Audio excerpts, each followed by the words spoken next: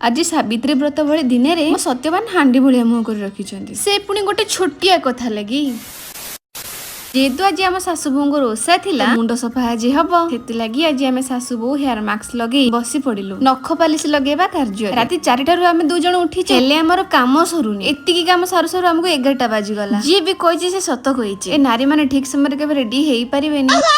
सेठी मो मम्मी अलता लगे रेडी सेठी ही बाहरी गली मम्मी को टिके टचअप दबा काम जेहेतु मम्मी बापा एते दूर अच्छी मम्मी को टिके सजई साजे बापा पाखु फोटो तो पठिया को पड़ो ना सेठू आम सासु बो बाहर जाइलु पूजा करबा लगी और पूजा डेरी है केवल मो स्वामी आसबे आसबे कही 12टा बाजीगला हेले आसिलेनी से लास्ट को आम बाध्य होई पूजा भी करदे मो दिन 2टा जाके बाट चाहि बसची मो सत्यवान केतेबेले आसीबे तो से समय बापा को वीडियो कॉल आसी जाइथिला आउ आम सासु बो बापा आशीर्वाद नहीं जाइथिलु तो से समय मो स्वामी भी आसी पहुंच जाइथिले घरे आज गोटे एते भलो दिन मु कहते आज टे जल्दी घर को पलि आसब तो बाबू जल्दी ना कहीकि आसिक 2टा बेले घर पहुंचले जानी ना छोट पछे हो बाटर गोटे फूल गजरा आनी केते क्यूट लगुच ना आज्ञा हाँ छोट जिनस ही अधिक खुशी थाए सुना रूपरे नुहे।